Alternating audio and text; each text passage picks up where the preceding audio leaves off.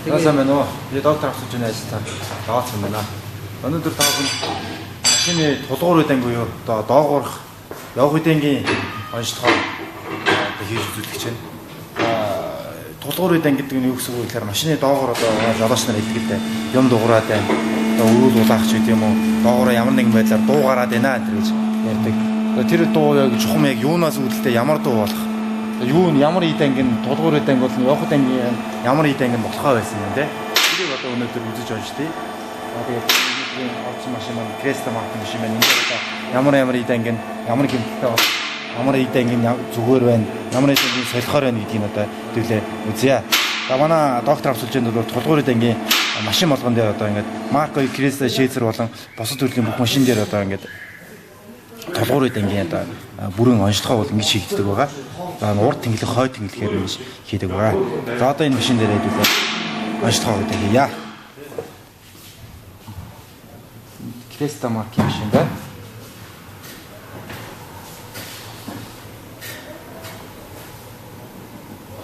За тэгээд автото гэдэг.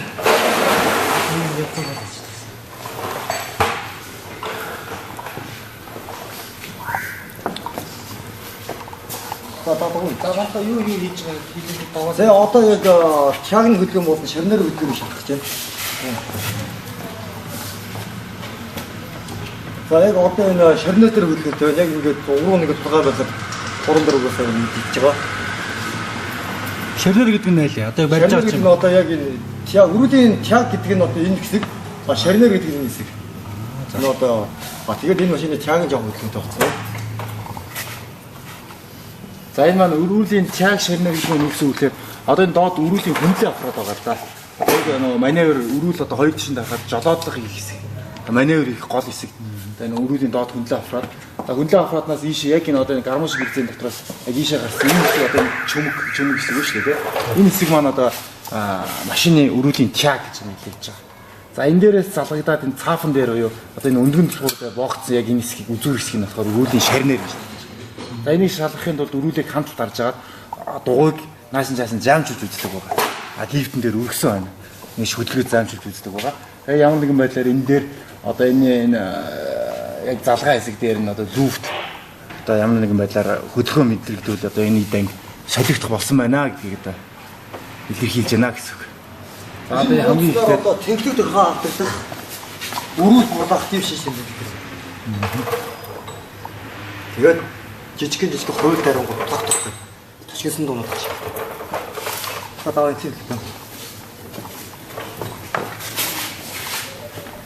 Сайн машины хоёр ширнэр нь хоёул хөдөлгөөн болсон байна. Тэр бүр ямар ч хөдөлгөөнгүй байх хэрэгтэй юу? Ямар ч хөдөлгөөнгүй байх хэрэгтэй. Энэ ойролцоогоор хуруунд хөдөлж байгаа хөдөлгөөн дугуун дээр ойролцоогоор 2-3 мм-ийн алдаасаад байна. Тэр тохиолдолд дуу хийгээ идэх. Тийм тохиолдолд их тодорхой. За энэ машины хувьд бол явуулсан хоёр чагны хувьд бол хөдөлгөөтэй гэсэн. Онш ихний ялаа одоо гарч байна. За хоёр гэх юм бол энэ машин амарцаа дарамт сайцсан байна. Маш хинжээний сайцсан байна. Одоо амарцаа дарамт сайцсан байгаа байх одоо ингэж тусаа хайцсан байна гэсэн үг. Одоо нэгсэндээ энэ амортизатор тус хайж байна гэдэг маань юу гэсэн үг гэхээр энэ аморжины одоо явах хугацаа нь бол болчихжээ. Солих хугацаа болцсон байна. Нэгсэндээ амьдрах явах хугацаа болцсон. Энийг одоо солих шаардлагатай гэсэн үг. За энэ дээд одоо энэ сайлыг зэвэр гэрзэнээр тусаа алдаад нэгсэндээ энэ бүр ажиллагаа нь муудсан. Одоо энэ харлаад байгаа хэсэг тэр чигээр өмнө. Одоо яг энэ харлаад байгаа хэсэг нь болохоор аморжийн өөрөө тусаа яад. Одоо энэ хөршөө байна тийм ээ. Амаржина дагаа тосоосон. Одоо цаад хэсгээр ингэ тосоосон. Энэ мөн мөн. Ингээд нөлөөхөдөл тоссон. Амаржины солих шаардлагатай болсон байна гэсэн.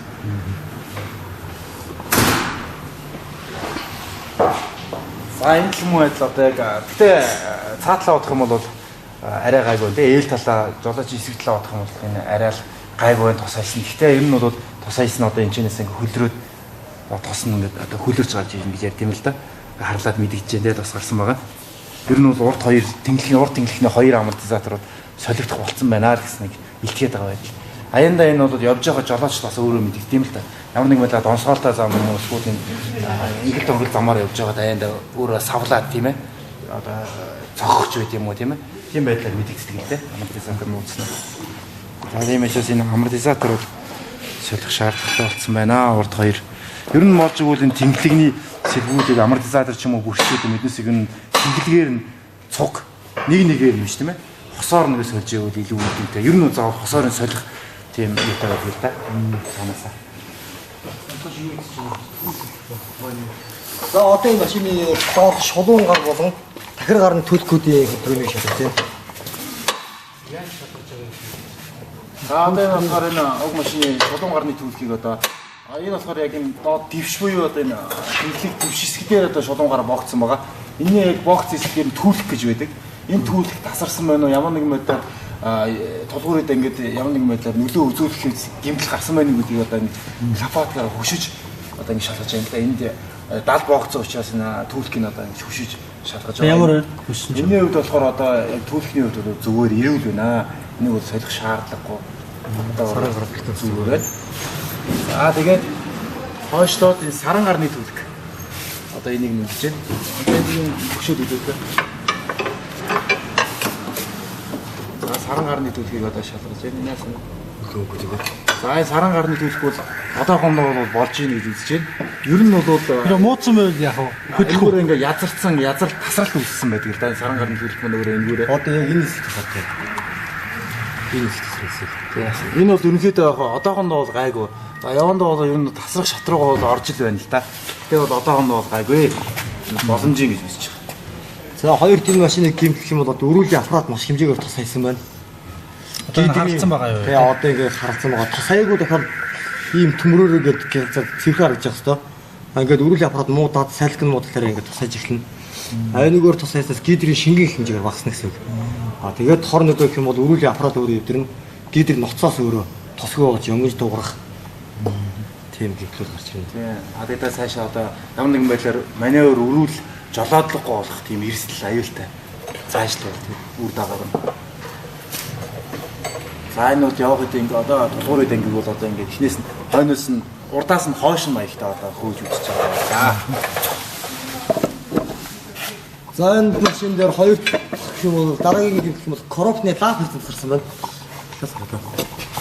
Коропны лапыг одоо энэ доороос нэг гүшингүүд язаагаад ангаагаад тасархаа харагдаж байна. Тэр нэг юу? Тэрний дээр байгаа юу? Одоо яг энийг тасарсан байна нэг хоёулаа ингэ тасарсан байгаа юм. Коропны лап. Энэ яг тасарснаар ямар нэг жолоочд мэрэгдэхгүй вэ? Араандаа ихэд дүх гэж цохих. Тэгээд явж байгаа донсгол замаар явлаа хичээх ингээд дэргээд байх тийм асуудал их гарна дэргээд жолоочд. Нэгэсэндээ энэ маань болохоор коропны ямар нэгэн байдлаар араа солих болон явж байгаа тэр жижиг одоо араа солиход ушаа хошиг хөдлөх тэр хөдөлгөөнийг хязгаарж өгч байдаг хэрэгцээ байдаг байхгүй. Лап хэрэгцээ маань энэ коропны лап хэрэгцээ маань энэ маань тасарснараа тэр хөдөлгөөнийг хязгаарлахаа болоод энэ короп нь ушаа хошиг хөдөлж байна гэдэг маань юу гэсэн үг вэ? Энэ явах хэдэн энэ коропны бүтгэх хэдэн гэдэг маань ямар нэгэн байдлаар гэмтэл учруулах тэр боломж нөхцөлийг бүрдүүлээд өчөж байгаа байхгүй. Энийг солихгүй явснаар бол одоо юу гэдэг короф нь ушаа хойшоо ингэж дэргэж хөдөлснөөр магадгүй энэ одоо корофны мотортой холбогдож байгаа холбоосыг за хойшлоод энэ одоо кардан гол явж байна л да. Энэ кардан голны холбоосыг энэ юмнуудаар одоо гэмтэл гарах тэр боломж нь нэгдэд өгч байгаа учраас энийг бол энэ тасарсан нариуд нь солих шаардлагатай.